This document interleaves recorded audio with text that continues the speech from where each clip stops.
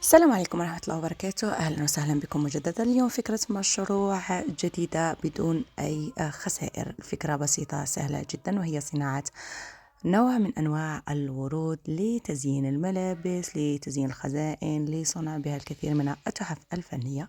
كل ما نحتاجه في هذه الوردات الظاهر أمامكم، نحتاج إلى شريط وإلى متابعة الفيديو بهدوء. يمكنكم تخفيض سرعة الفيديو لرؤية جميع التفاصيل. لا تنسوا أصدقائي مشاركة الفيديو مع أصدقائكم، دعمي بجيم أو لايك، وكذلك إن أردتم أفكار لمشاريع جديدة فقط اتركوا ذلك في تعليق.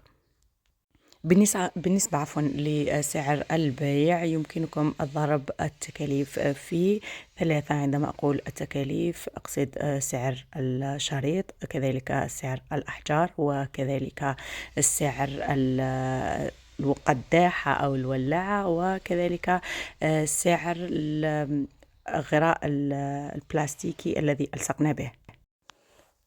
هذا هو كل شيء بالنسبة لفيديو اليوم. كما قلت، شاركوني بأفكار لفيديوهات تريدون أن أنشرها لكم. أراكم في فيديو قادم إن شاء الله.